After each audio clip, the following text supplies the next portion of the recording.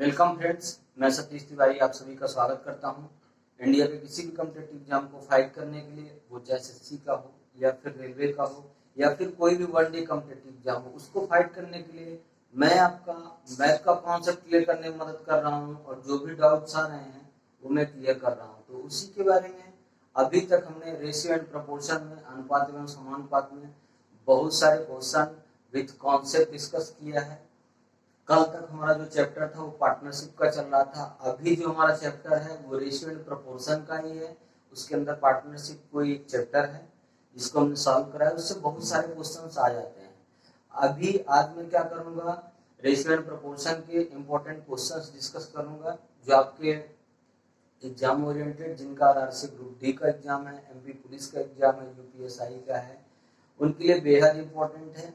और चालू करने से पहले मैं बता दूं, चैनल का नाम कैच द मैथ है। चैनल को सब्सक्राइब कर लीजिए और वीडियो पसंद आता है तो लाइक का बटन दबा दीजिए।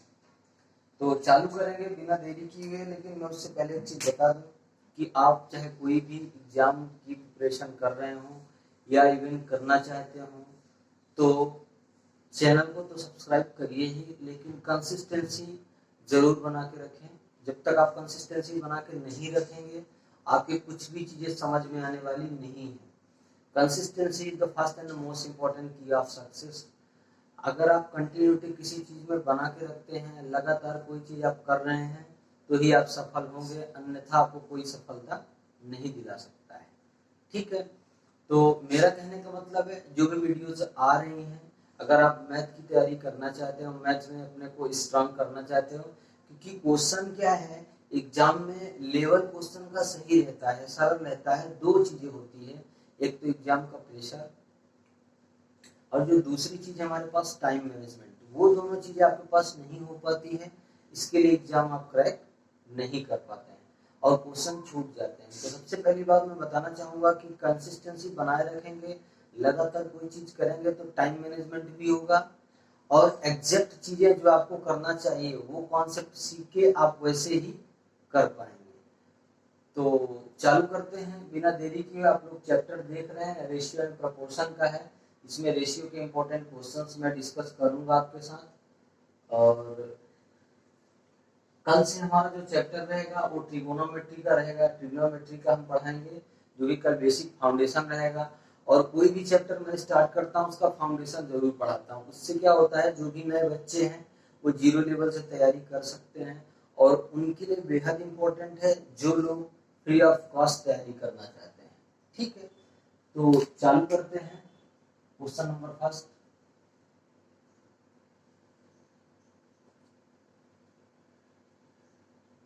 ए ने एक व्यापार में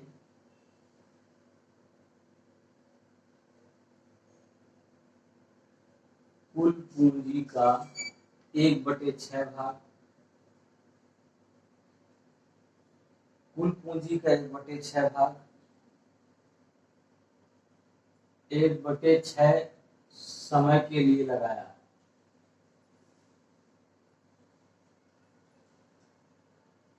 ए ने एक व्यापार में कुल पूंजी का 1/6 भाग 1/6 समय के लिए लगाया। बी ने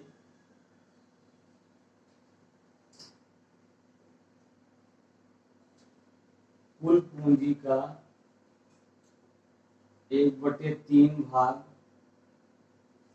1/3 समय के लिए लगाया।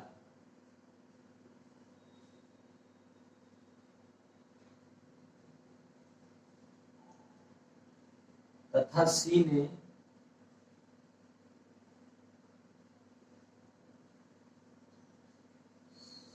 शेष पूंजी पूरे समय के लिए लगाई।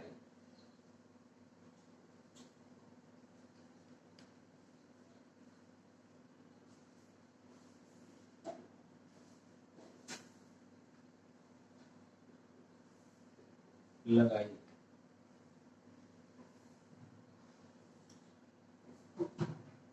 1,38,000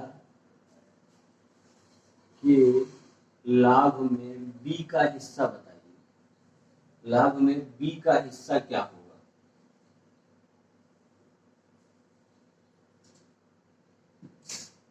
बी का हिस्सा क्या होगा? क्वेश्चन लेंदी है, सीजीएल का क्वेश्चन है, लेकिन मैं आपको बता रहा हूं कि ऐसे ही क्वेश्चन डायरेक्टली एग्जाम में उठ के आते हैं और आप लोगों को दिक्कत होती है। मैं बता रहा हूं, सबसे पहले करना क्या है, क्वेश्चन को ध्यान से पढ़िए, 5 सेकंड ज्यादा लगेंगे। ए ने एक व्यापार में कुल पूंजी का 1/6 भाग 1/6 समय के लिए लगाया। बी ने कुल पूंजी का 1/3 भाग 1/3 समय के लिए लगाया। लेकिन जो सी अपने पैसे लगा रहा है ना, वो पूरे समय के लिए लगा रहा है। इट मीन्स ये जो बात कुल हो रही वो 1 साल के लिए ही हो रही, मतलब 1 साल में ही ये पूरा कहानी है। तो ए ने जो व्यापार किया है, मैं तीनों का अगर रेशियो प्रॉफिट का निकालता हूं, ए बी एंड सी का, तो ए ने क्या किया है, 1/6 भाग पूंजी का 1/6 समय के लिए लगाया है, यही तो क्वेश्चन में बोला है। बी ने क्या किया है, 1/3 भाग पूंजी 1/3 समय के लिए लगाया है। और सी ने क्या किया है, सी का शेष पूंजी जो लगाई वो कितनी है वो देखने के लिए हमको क्या करना पड़ेगा, एक में कोई भी चीज जब तक एक नहीं है तो अपने आप में परिपूर्ण नहीं, जब कोई चीज एक हो जाती है तो अपने आप में परिपूर्ण हो जाती है। टोटल पूंजी हमने एक माना है, ए का हिस्सा 1/6 है और बी का हिस्सा 1/3 है, और यही तो सी का हिस्सा है। मतलब एक में 1/6 और 1/3 माइनस कर देंगे तो सी का हिस्सा आ जाएगा।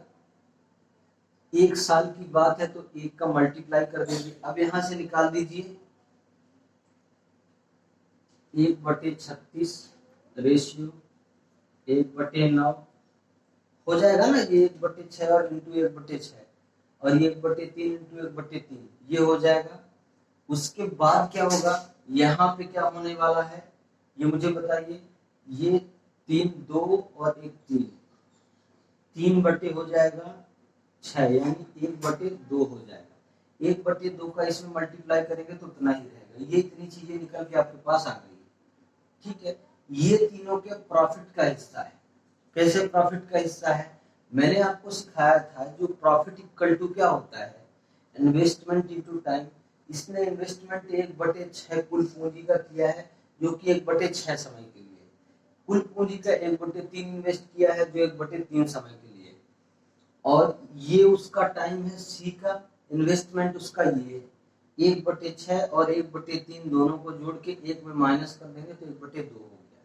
ये क्या है, ये प्रॉफिट का रेशियो है। किसके प्रॉफिट का रेशियो है, तीनों के प्रॉफिट का रेशियो है, ए बी और सी के। इसको आप बराबर कर दीजिए 1,38,000 की। इतने रुपए का लाभ हुआ है उसको, इस सौदे में इतने का उसको लाभ हुआ है। कितने का लाभ हुआ है, 1,38,000 का। इतने का जब लाभ होता है तो बी का हिस्सा आपसे पूछता है, तो पहले इन तीनों को जोड़ लीजिए, या तो ऐसा करिए 9 का ऊपर मल्टीप्लाई कर दीजिए, ठीक है। आप निकाल दीजिए, कैसे निकालेंगे इसको, देखिए 1 रेशियो हो जाएगा पहला वाला, दूसरा वाला हो जाएगा 4 रेशियो, और तीसरा वाला हो जाएगा 18 रेशियो। इसमें किसी को भी कोई डाउट नहीं होना चाहिए। हमने क्या किया है, 36 एलसीएम ले लिया है, और 36 से 36 काटेंगे तो 1, और 9 से 36 को काटेंगे तो 4, और 2 से 36 को काटेंगे तो 18। मैंने डायरेक्टली पुट कर दिया है, आपको किसी को डाउट नहीं होना चाहिए, क्योंकि आप लोग अगर एग्जाम की तैयारी कर रहे हैं तो ये चीज आपके लिए इम्पोर्टेंट है और आनी चाहिए। आप इन तीनों में इसका एलसीएम ये हो जाएगा, इससे डिवाइड करेंगे तो 1, इससे करेंगे तो 4, और इससे करेंगे तो 18। टोटल कितना हो गया है, 18 4 22 और 1 23। अगर 23 रेशियो बराबर है आपके पास 138, इतना ही है, 1,38,000, तो 1 रेशियो बराबर कितना हो जाएगा, 6,000। अब कोई ये नहीं बोला कि आपने डायरेक्टली क्यों लिखा, क्योंकि 23 पंच 115 होता है, उसके आगे मैंने 6 का मल्टीप्लाई इसमें नहीं किया, और ये कटने ही वाला है। और एग्जामिनर हमेशा ये चीज रखता है कि अगर लेंथी क्वेश्चन दिया है तो उसके डिवाइडेशन और मल्टीप्लाई की जो प्रक्रिया होगी ना वो बहुत सरल रहती है। 1 बराबर 6000 हो गया। आपसे पूछा क्या है, बी का हिस्सा 4 लिखिए जो कि 24,000 और यही आपका आंसर। ऐसे क्वेश्चन सीजीएल में पूछे गए, एसएससी के सीजीएल में टायर फर्स्ट में ये क्वेश्चन पूछा गया है, आपके लिए बहुत जरूरी है। टीयर फर्स्ट का क्वेश्चन है और ये क्वेश्चन अगर आप कर रहे हैं तो सीएचएसएल का, यूपीएसआई का, एमपी पुलिस का कोई भी क्वेश्चन आपसे छूटने वाला नहीं है पार्टनरशिप में। क्लियर है, चीजें डायरेक्टली जुड़ी हुई हैं, लेकिन बस आपको थोड़ा सा ध्यान तो देना पड़ेगा। नोट्स बनाते रहिए और वीडियो को पूरा वॉच करिए। अगर समझ में नहीं आता है तो वीडियो अगर पूरा वॉच करते हैं तो ही आपको कुछ प्रॉफिट मिलने वाला है, क्योंकि जब तक पूरी वीडियो समझ में नहीं आएगी तो कोई भी चीज हो, हमको हो या आपको हो या किसी को भी हो, जब तक चीजें समझ में नहीं आती है तो बकवास ही लगती है। थोड़ा सा ध्यान रखिए और इंटरेस्ट तभी आएगा जब आप प्रैक्टिस करेंगे, और प्रैक्टिस करेंगे ही तो आपको मैथ समझ में आ जाएगी। बिल्कुल अगेन मैं रिपीट कर रहा हूँ कि जो भी बच्चे चैनल में नए हैं वो चैनल को सब्सक्राइब कर लें और वीडियो पसंद आती है तो लाइक भी करें। ठीक है, नेक्स्ट एक क्वेश्चन ले लीजिए। देखिए रेशियो का ये भी एक क्वेश्चन लेना जरूरी है, क्योंकि अक्सर ऐसे क्वेश्चन ग्रुप डी में पूछे जाते हैं। ठीक है,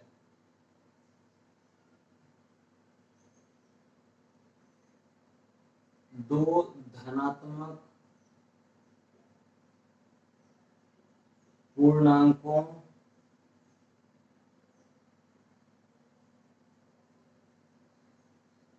अनुपात 3:4 है। दो धनात्मक पूर्णांकों का अनुपात 3:4 है यदि दोनों संख्याओं का गुणनफल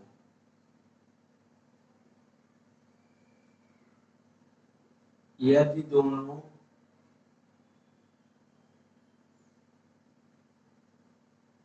संख्याओं का गुणनफल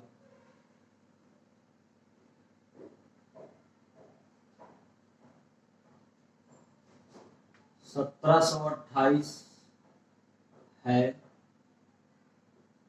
तो बड़ी संख्या का मान बताइए।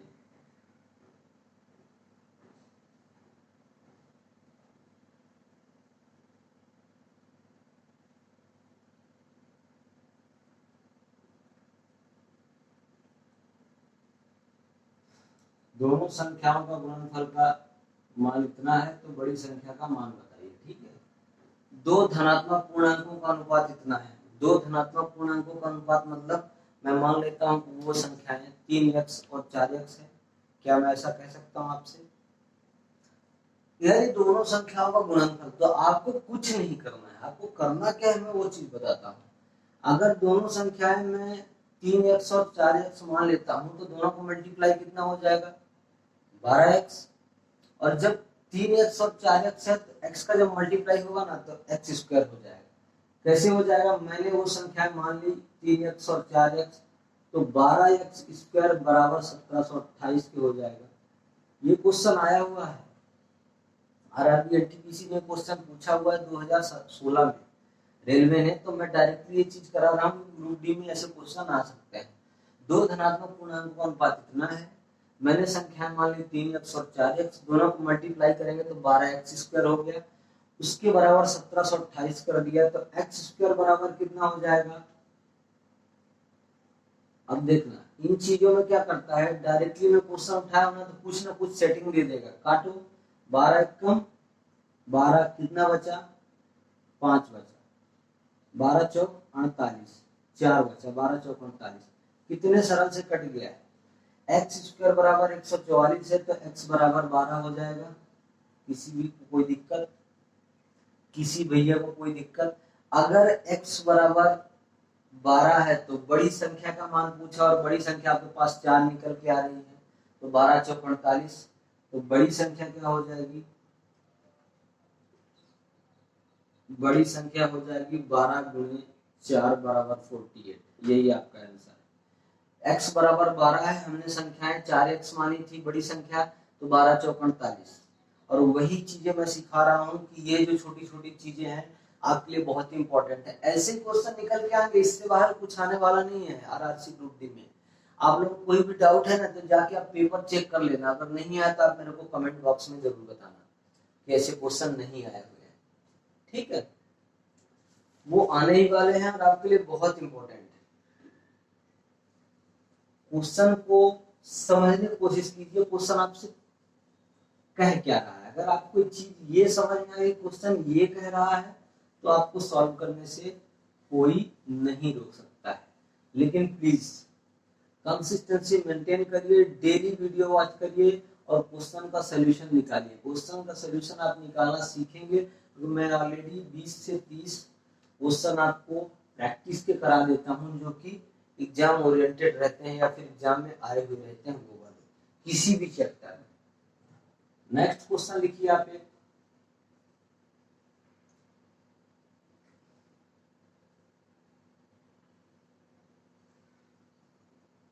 किसी भी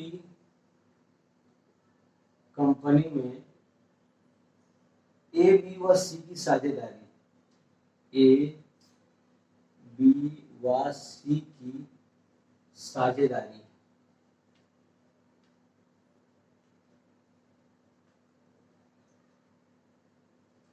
किसी भी कंपनी में ए बी व सी की साझेदारी है। किसी वर्ष ए का लाभ 1/3 भाग, ये CHSL का क्वेश्चन है। किसी वर्ष ए का लाभ 1/3 भाग, जबकि बी का लाभ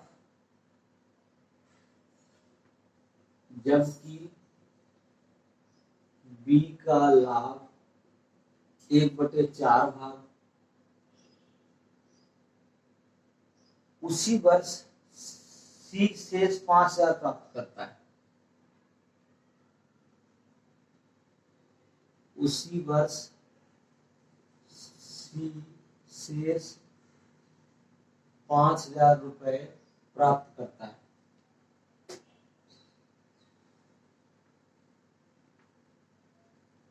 प्राप्त करता है तो ए को कितने रुपए मिले? ए को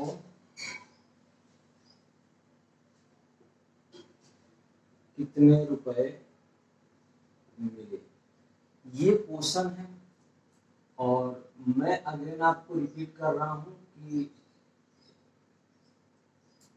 ये चीजें आपके लिए जरूरी है। क्वेश्चन देखिए, किसी भी कंपनी में ए बी व सी की साझेदारी, तीनों उसमें साझेदार है।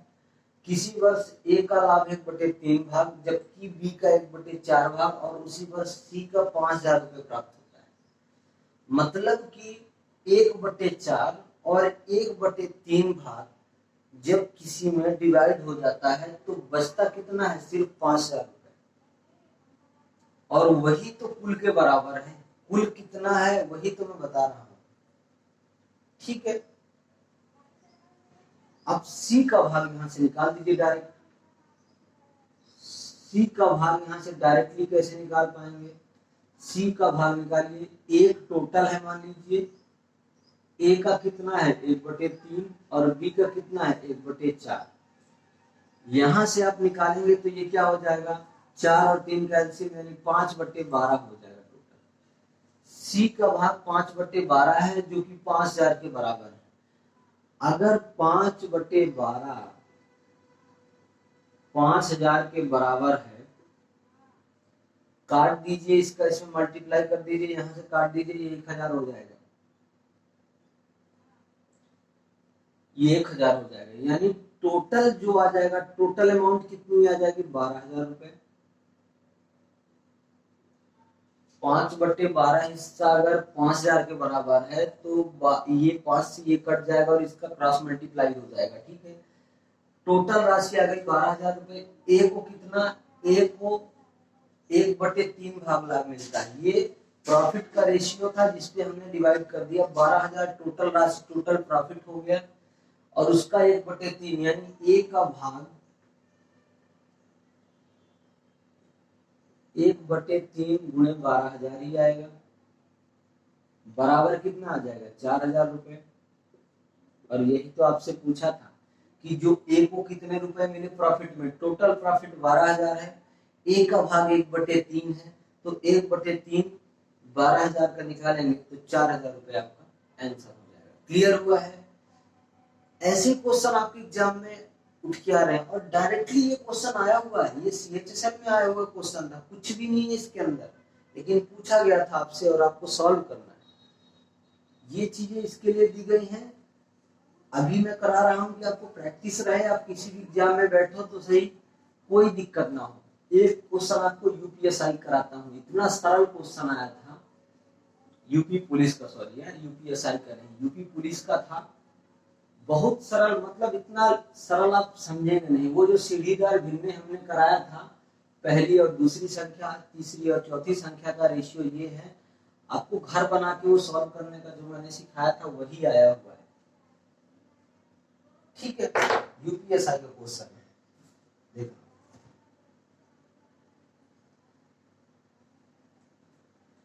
क्वेश्चन लिखिए, 3 संख्याओं का योगफल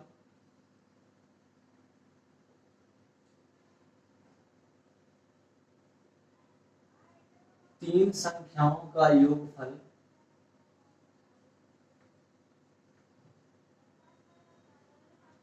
51 है। 3 संख्याओं का योगफल 51 है। यदि पहली और दूसरी संख्या का अनुपात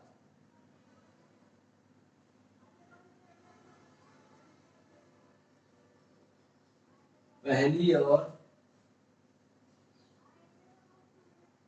दूसरी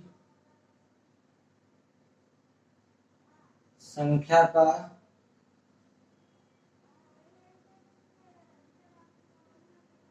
अनुपात 4:5 है,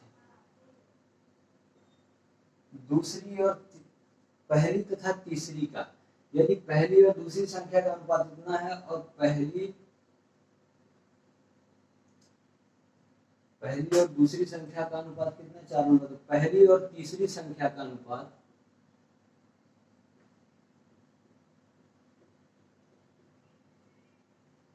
तीसरी संख्या का अनुपात पहली और तीसरी संख्या का अनुपात कितना है 1:2 है, 1:2 है। तो तीनों संख्याओं का गुणनफल बताइए। तो तीनों संख्याओं का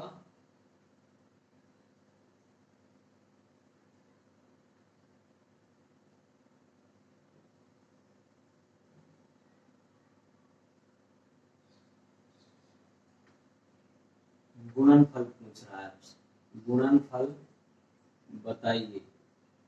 वो कैसे, वो मैं आपको सिखा रहा हूँ। ये थोड़ा सा फंसाने वाला जैसे क्वेश्चन था आपको, लेकिन इसमें कुछ भी नहीं है। ठीक है, मैं अगेन रिपीट कर रहा हूँ, इसमें कुछ भी नहीं है आपके लिए, आपको परेशान होने की कोई जरूरत नहीं है। 3 संख्याएं मान लेता हूँ, A:B:C। अब ऐसे में क्या होता है, आपसे क्वेश्चन का रेशियो ही पहले क्लियर करना है। 3 संख्याओं का योगफल 51 है।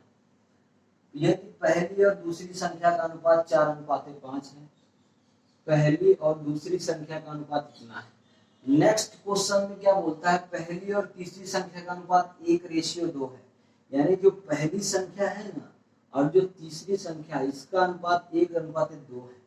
तो हमको तो ये बात क्लियर हो गई कि 5 के बाजू में अगर जमीन खाली है तो ये कब्जा करेगा। अब इसके बाजू में कौन कब्जा करेगा वो आपको देखने का है। इसके बाजू में कौन कब्जा करेगा वो हमको पहले देखना है। क्लियर हुआ है कि नहीं हुआ है, कौन कब्जा करेगा वो हमको देखने का है। तो क्या करना है, इसके बाजू में एक का कब्जा पहले करा दीजिए, कुछ कटता है तो काट लीजिए, कुछ भी अगर कट रहा है तो आप काट सकते हैं, कुछ भी ऐसा कट रहा, पहली और तीसरी संख्या का अनुपात 1:2 है, यही क्वेश्चन बोला है ना। ठीक है, ठीक है,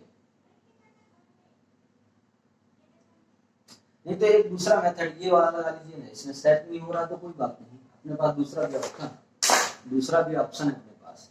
देखिए दूसरा ऑप्शन, पहला और ये वाला ऑप्शन देख लीजिए। पहली और दूसरी का अनुपात दिया है ए और बी का 4:5, ठीक है। अब ए और सी का दिया है आपके पास, पहली और दूसरी का अनुपात 4:5 और पहली और तीसरी का 1:2, ठीक है।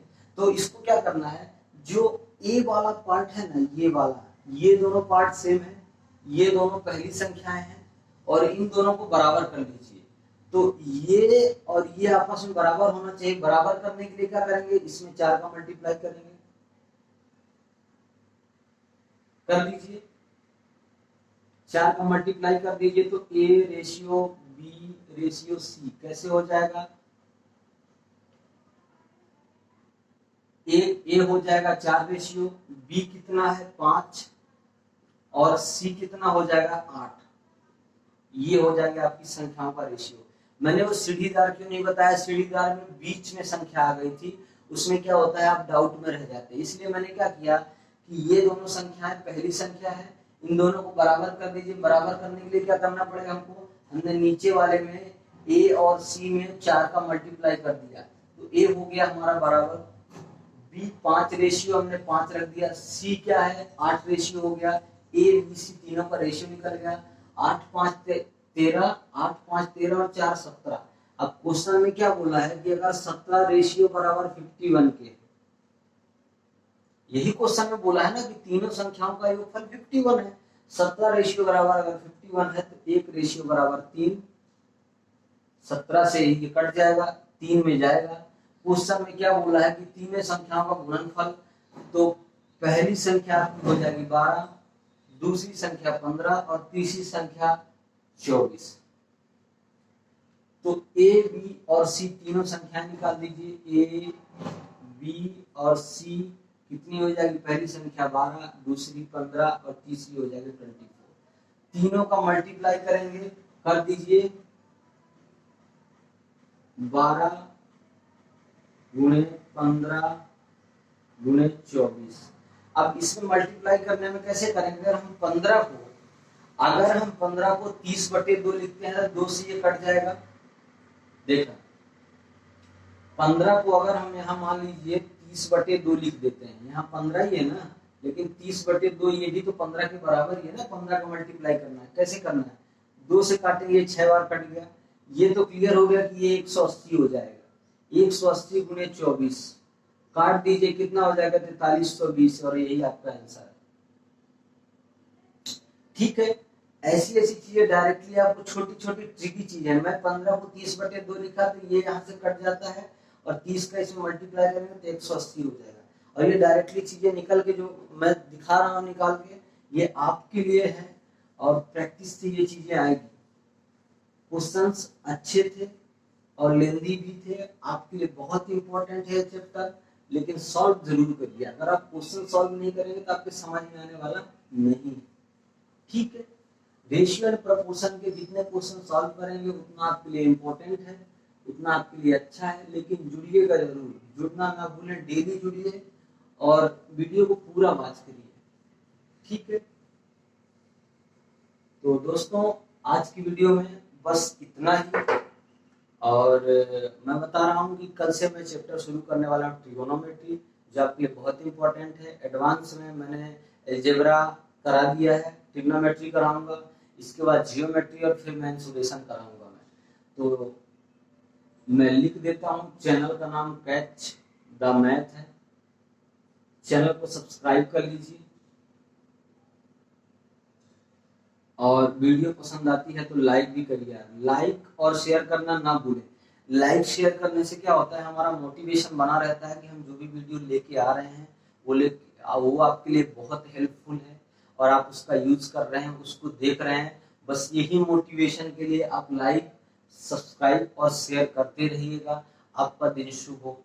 धन्यवाद।